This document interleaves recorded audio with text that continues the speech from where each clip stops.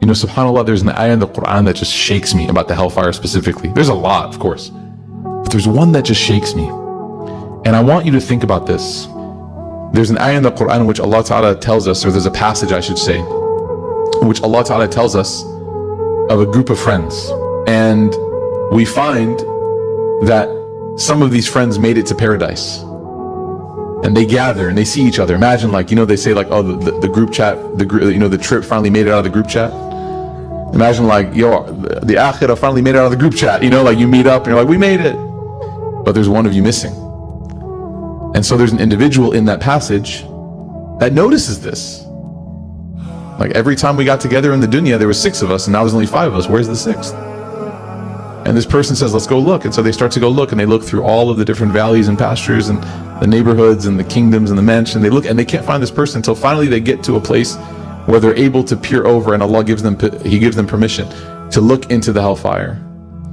And he sees that individual.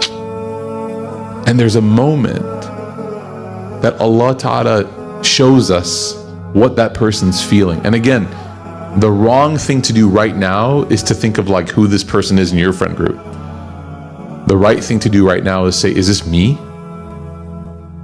That person who's staring at that person in the hellfire, who was part of the crew, looks down and says to that person like, you almost took me with you, man.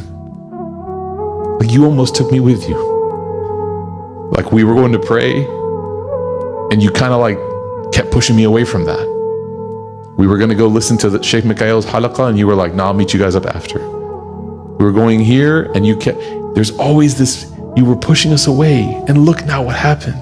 And it's not like a mockery. It's not like the verse is not describing this in a way of like condemnation, but it's almost like shock.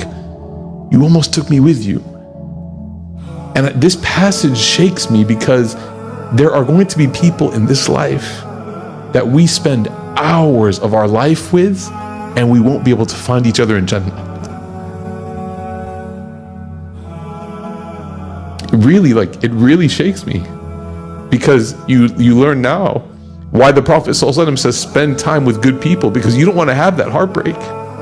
You don't want to have it. Some scholars even wrote, subhanAllah, they would say, if you get to Jannah, they would write to their friends and students, they would say, if you get there and you don't see me, please wait for me.